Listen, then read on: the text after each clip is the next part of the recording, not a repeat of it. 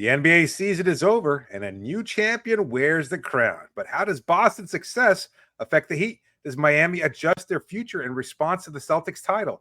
And can Heat fans take any comfort in having lost to the eventual champion? We break it all down in today's episode of Locked On Heat.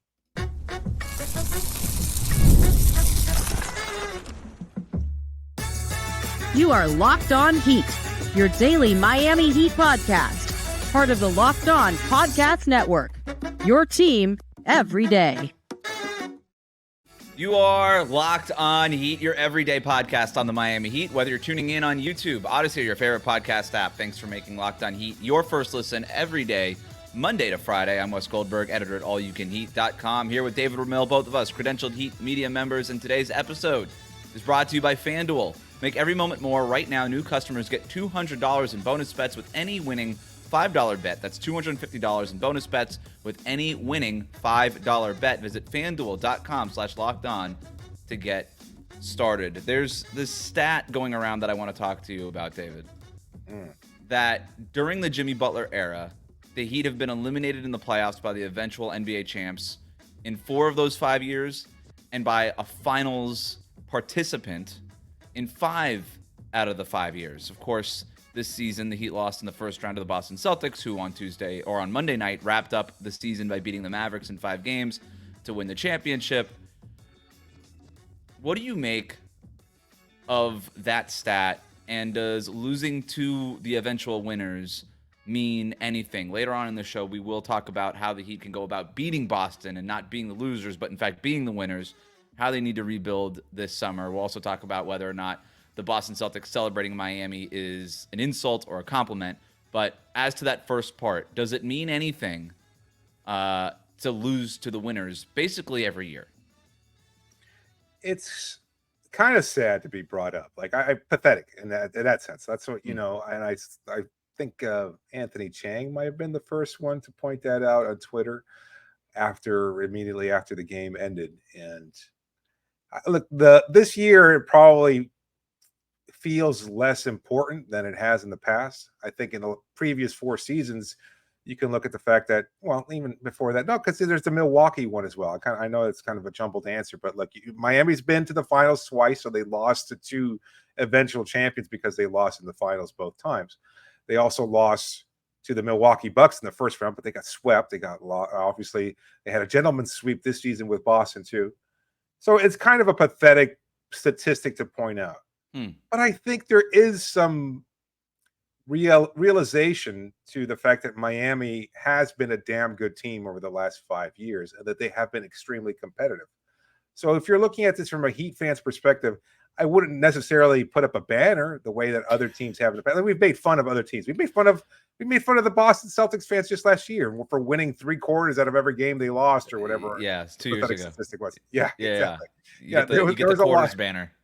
Yeah, exactly. Almost made a 0-3 comeback, that kind of banner. Yeah. It's like, those kinds of things, you don't really want to hang your hat on them. But I think it speaks to a larger point. And you've been pretty consistent about Miami's legacy in terms of maybe they're just the constant fly in every Eastern Conference opponent's soup. And that has to mean something. That should mean something. It's the hallmark of this team that they can't just be beat, and that they're going to challenge the New Yorks and the Bostons and the Milwaukees and everybody else that thinks of themselves as a primetime competitor. In the meantime, Miami, whether they're in the play-in, whether they're in the 5th seed, or wherever they are in the Eastern Conference standings, they're going to go and do what they do best, which is challenge you, punch you in the face a little bit, be physical, and probably find a way to win. Unfortunately, it just didn't work out for them this year.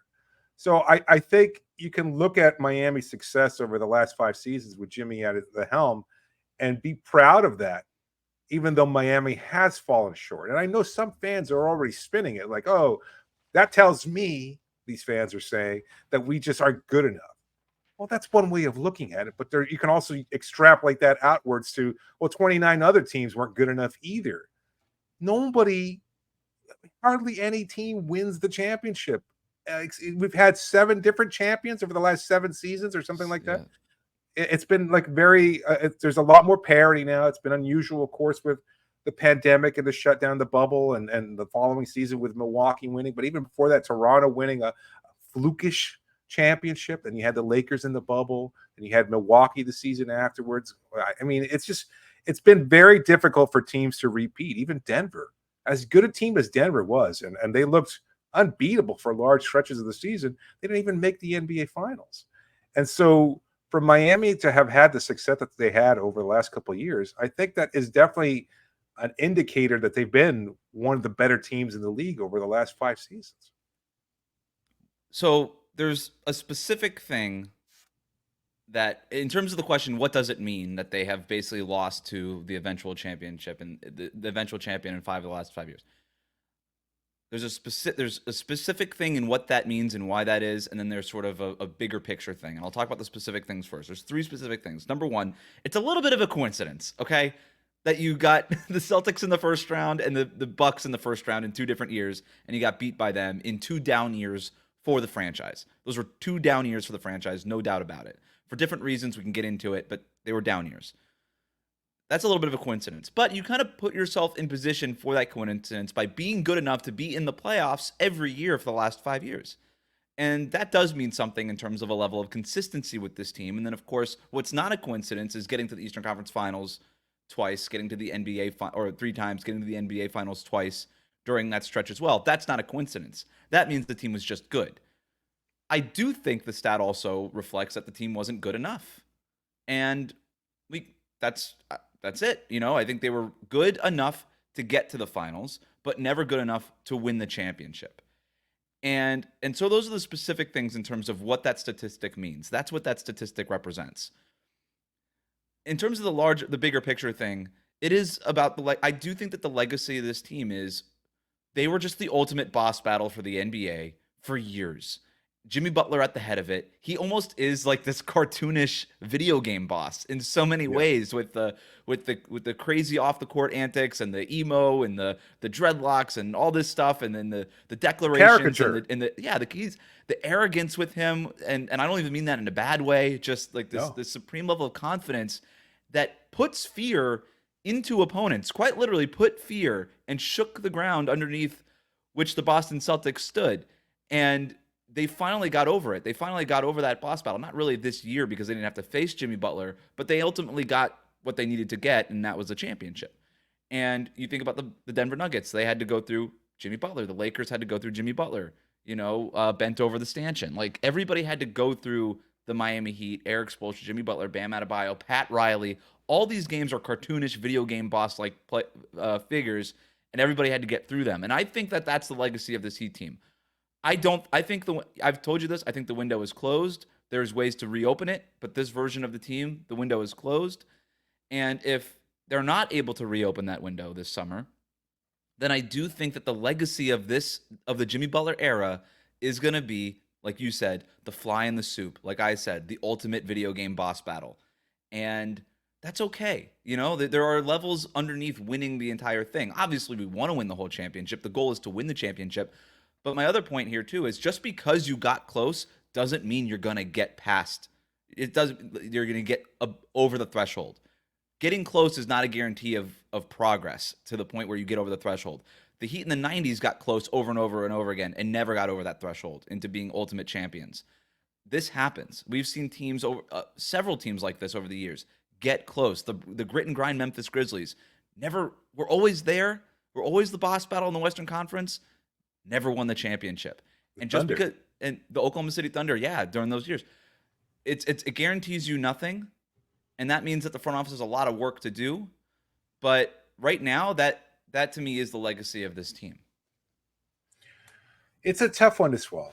Look, I've made a point before. I can't, and maybe it's just kind of a larger issue with me in terms of where I am and my point in my own life. And I just cannot get hung up on the idea that a team and their measurement for success has to be a championship. It's so impossible to get there. The best team doesn't necessarily get there, however you measure it. And we can look at years past, and it doesn't necessarily indicate. Like, this might be one of the few seasons where the quote unquote best team that has been consistently the best team throughout the regular season and in the playoffs actually won the title. Right. And I personally still can't swallow that easily, considering the fact that, well, they didn't go through the ultimate boss, the way you put it.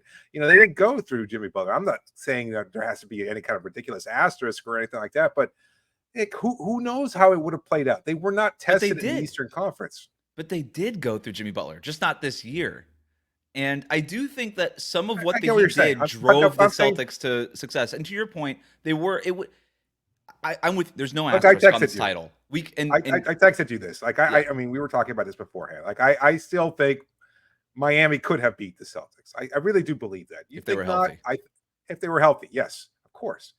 Because something might have happened. And that's the nature of basketball, is that as much as we love to see how it plays out and we can measure it statistically and have everything else, I don't want to sound like an old head complaining about analytics this and analytics that. It's not that. But there's always X factors that take place. And I think Jimmy has been, to your point and what we're discussing here, an ultimate X factor, and kind of undefinable in its own way, because he shouldn't be this good and the teams shouldn't be this good. And yet somehow they wind up finding themselves in a position where they can knock off these teams that are quote unquote better.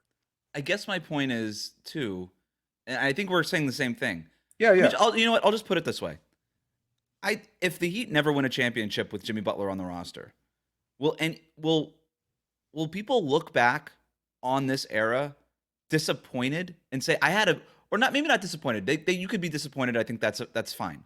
But fair, would you look back at it and be like, wow, I had a really bad time those 5 years? No.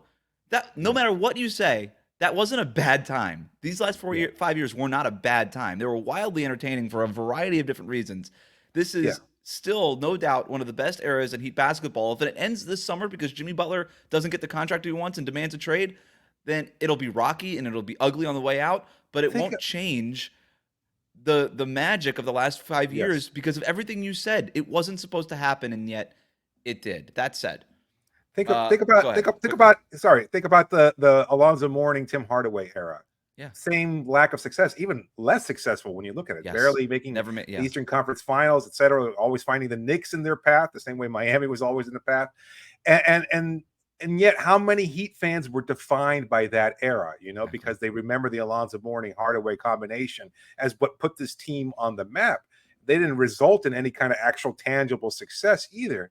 But think about this, and we don't know this because they are not active on Twitter. They're not active on YouTube. But think about a generation of young fans in South Florida that love Jimmy Butler and Tyler Hero and Bam Adebayo and all their warts and all their faults and everything else. But look at this last 5 years and identify with this Heat team as that's my Heat team. And that's something that I think it's hard for us as older fans, and even most of the people listening to the show as older fans. I would imagine there aren't a lot of we've talked to people at our watch parties. I've talked to people at Heat games that Jimmy Butler is their all-time favorite player. Tyler Hero, they ride or die with him. Bam Adebayo is their Alonzo Mourning, right?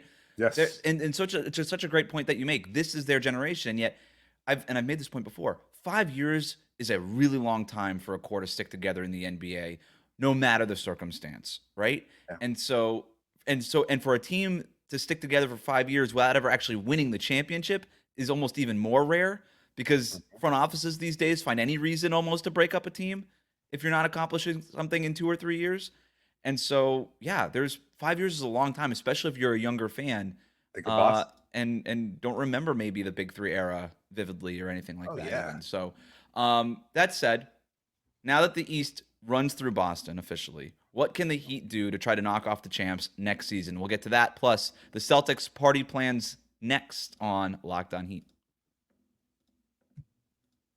Today's episode is brought to you by FanDuel. Summertime means baseball. The NBA Finals is over, but there's so much more, the WNBA and so many other sporting events, and you can bet on all of it over at FanDuel. Right now, new customers get $200 in bonus bets with any winning $5 bet. That's $200 you can use to bet everything from, well, I don't know if you bet on the Finals MVP or not, but it was Jaylen Brown. A strange little upset there. I don't think it's going to cause any kind of the division that a lot of people hope it might, but Jaylen Brown pulling off quite an upset there. Yeah, it was a 7-4 or 7-5 vote. It was something like that going to Jaylen Brown. So it was close. I still thought Tatum had a good chance, but Jaylen Brown was always the wise bet there. Yeah. Who's going to hit one out of the park? And maybe you know what? You can rush over to FanDuel right now and place a little wager on the NHL champs. Hopefully, it'll be the Florida Panthers. Visit FanDuel.com/lockedon and add a big win to your summer bucket list. That's FanDuel, America's #1 sportsbook. We'll be right back.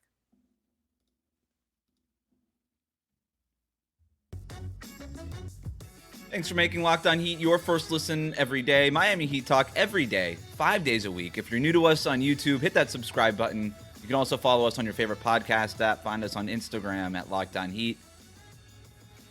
So the big question going around NBA media, at least right now, is whether or not this Celtics championship will beget another Celtics championship and whether or not we're seeing the beginnings of what could be a dynasty. And I think it's a fair question considering how statistically dominant Boston was, the fact that they've got Jaylen Brown and soon Tatum under contract long-term, and Derek White and Jrue Holiday in that whole group. So obviously a formidable opponent. Won the championship, basically wire to wire, won the season. Best team in the regular season, best team in the playoffs, won the championship in 5 games. They were dominant. And the only reason I bring this up is not to twist the knife, but that's the boss battle now. Whatever we think about their path through the East and whatever, they did it.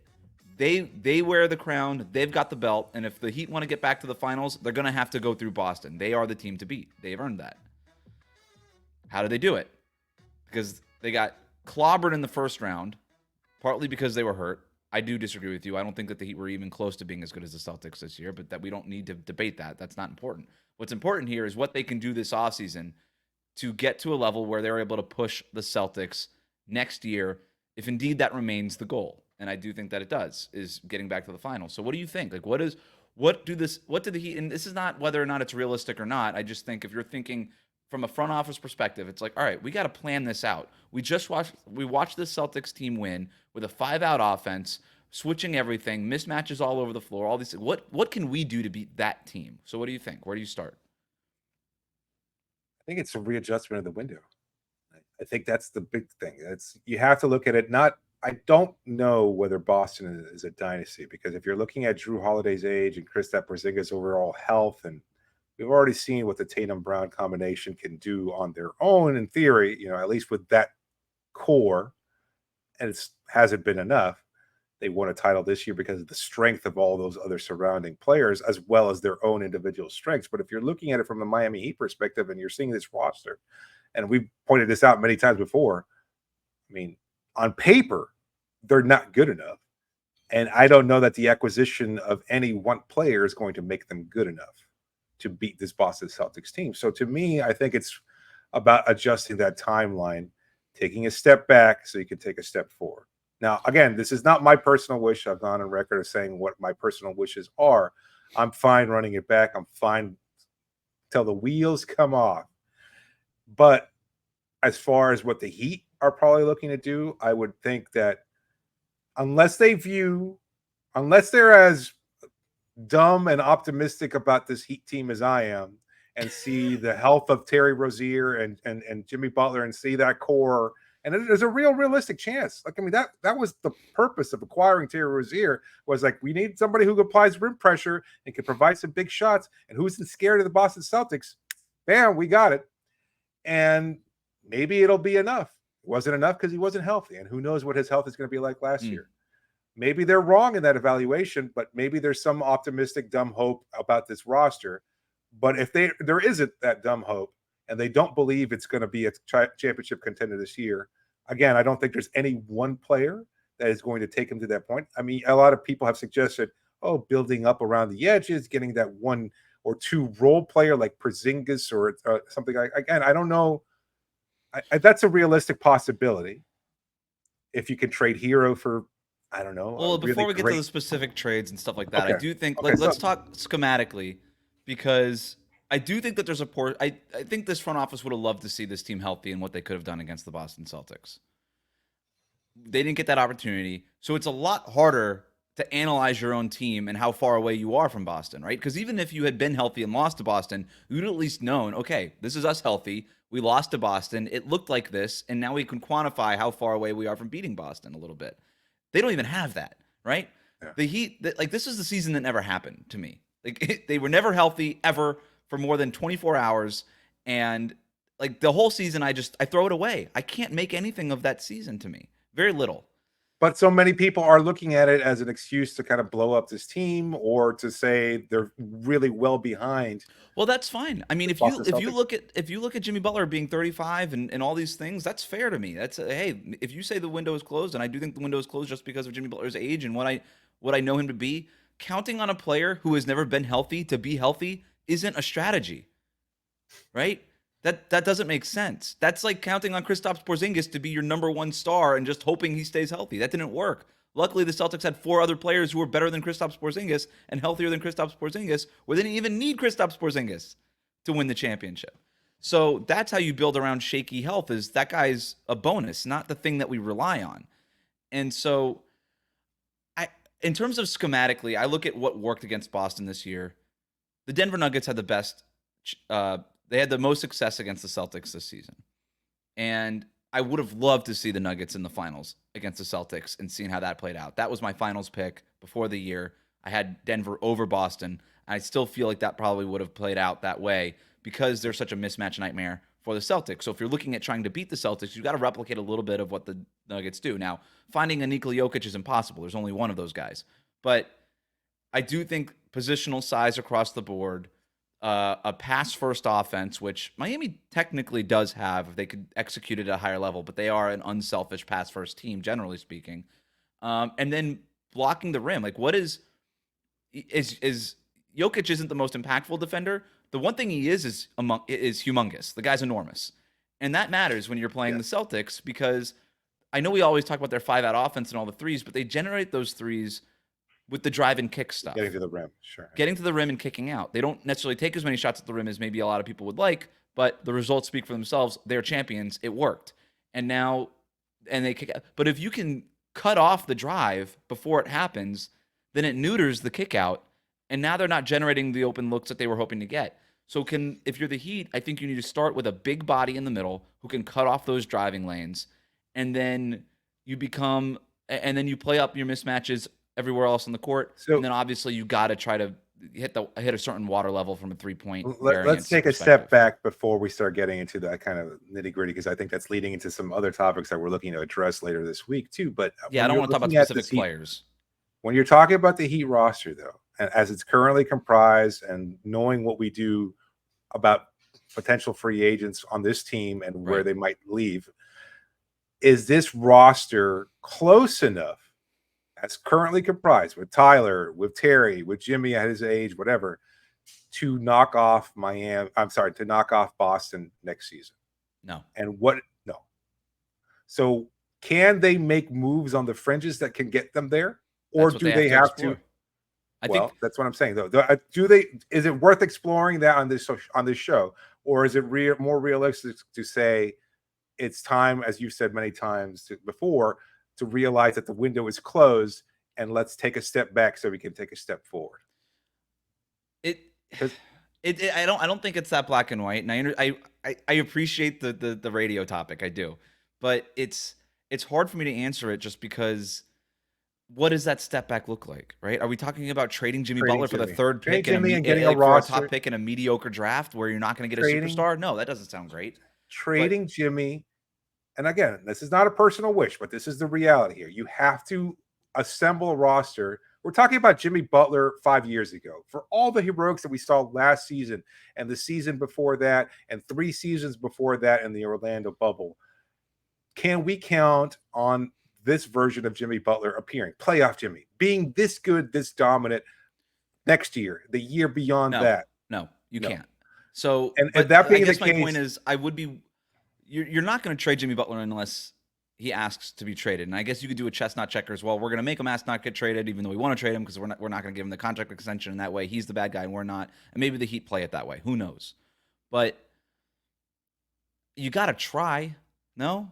Like, you do got to at least give it a shot. And by the way, you explore the options. You make your phone calls. And if it looks like those things aren't going to be out there for you, then maybe you do take that step back. I don't think that you could enter the offseason, because the offseason starts now, and that's why we're doing this show and doing this segment with we're definitely going to do this, and we're definitely going to do that, and we're going to definitely do that thing over there.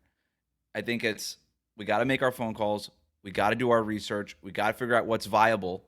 We got to see what's really happening. We got to see whether or not Donovan Mitchell does ask out. We got to see all this stuff. And then kind of, do I got to break out the flow chart again? Like it's all like that flow chart thing, you know, it is crazy. But to your point, if those moves aren't on the table, then yeah, I do think if you're the Heat, you got to say, what does a step back look like? And what does reconstituting the window look like? Because Jimmy Butler's 35, Jason Tatum's 27, and Jaylen Brown's 20, or Tatum's 26 and Brown 27, something like that, whatever it is. Like, you know, their window is wide open, and how do we keep up? But it's not going to be easy. Coming up, is the Celtics' decision to celebrate in Miami an insult, or is it a compliment? We'll finish up this conversation, talk about that next. Today's episode is brought to you by eBay Motors. Passion, drive, and patience. The formula for winning championships is also what keeps your ride or die alive. eBay Motors has everything you need to maintain your vehicle and level it up to peak performance. Superchargers, roof racks, exhaust kits, LED headlights, and more. Whether you're into speed, power, or style, eBay Motors has you covered. With over 122 million parts for your number one ride or die, you'll always find exactly what you're looking for. And with eBay Guaranteed Fit, your part is guaranteed to fit your ride every time or your money back. Because with eBay Motors, you're burning rubber, not cash. With all the parts you need at the prices you want, it's easy to make your car the MVP and bring home huge wins. Keep your ride or die alive at ebaymotors.com. Eligible items only, exclusions do apply, and eBay Guaranteed Fit only available to U.S. customers. We'll be right back.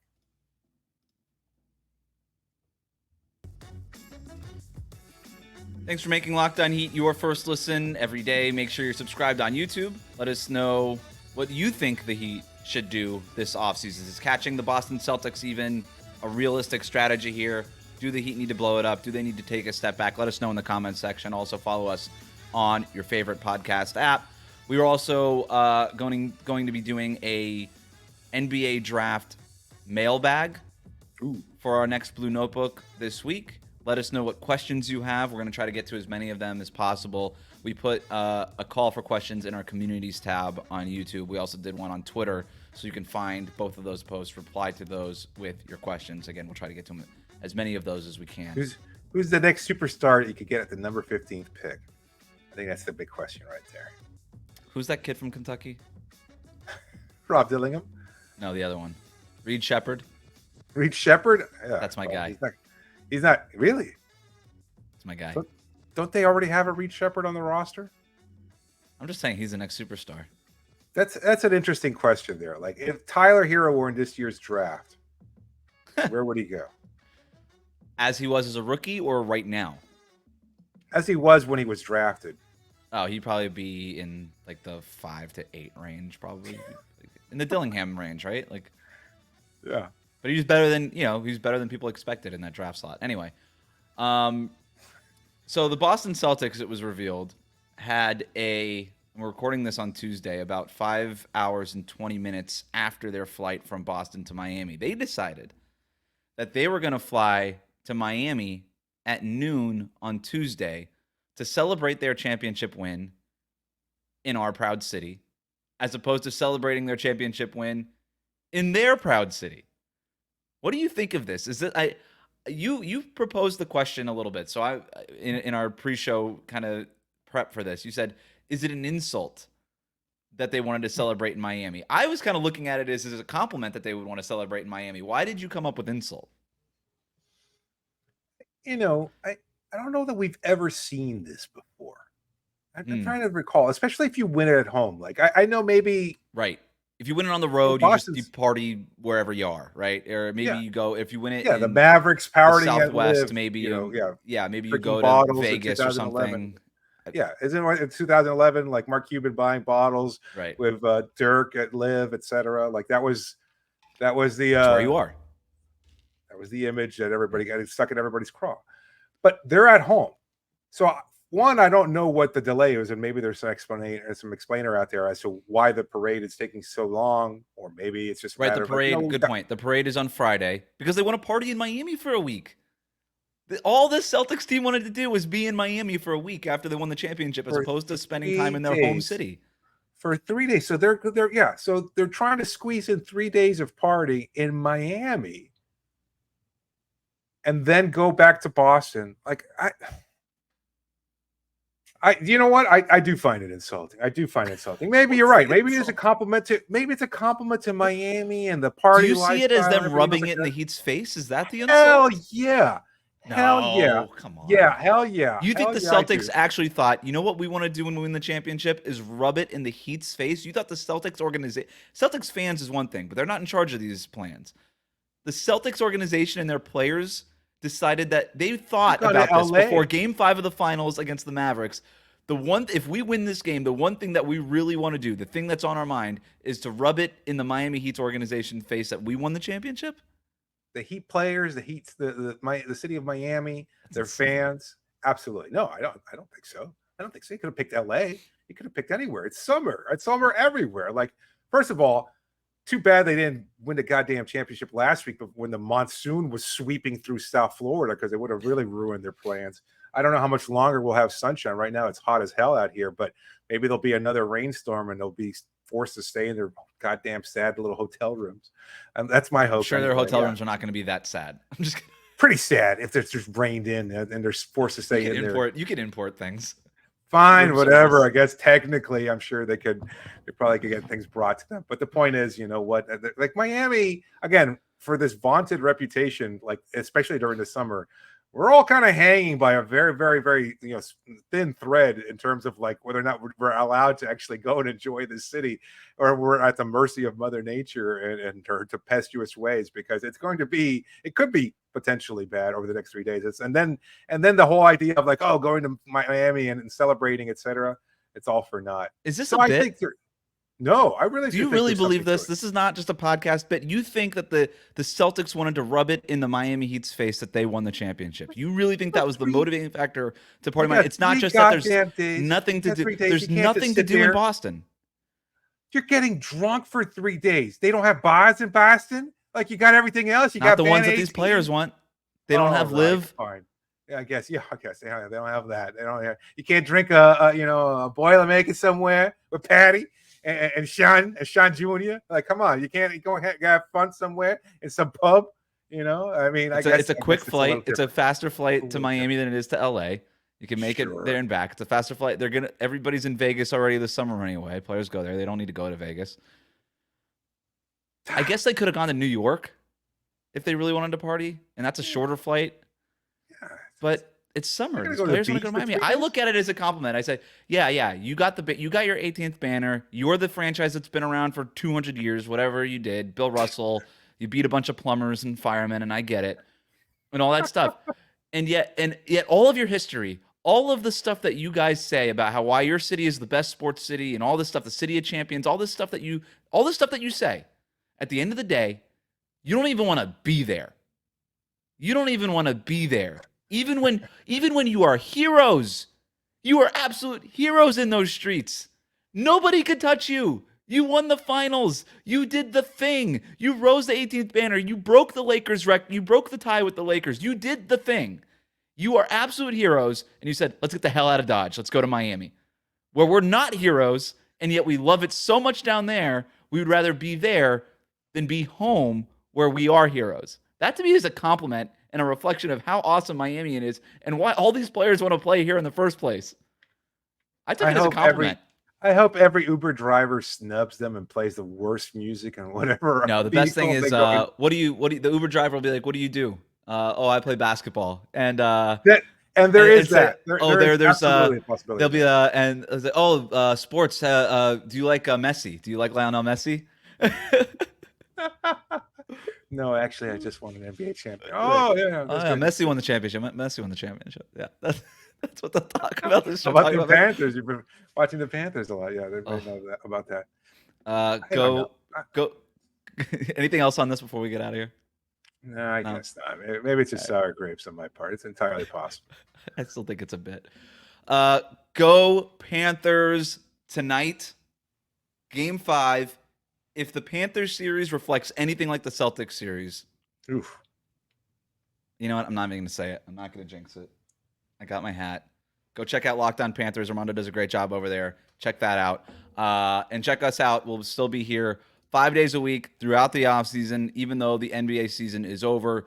Keep it dialed into us, YouTube, Spotify, Odyssey, wherever you get your podcasts, anywhere you watch them, anywhere you listen to them. Thanks so much for making Locked On Heat your first listen every day. Like, comment, subscribe on YouTube, follow us on your podcast app. And if you see the Boston Celtics around over the next few days, send us a picture on Twitter. We'll retweet it. We'll see how sour they really are. We'll go from there. Flick them off, too.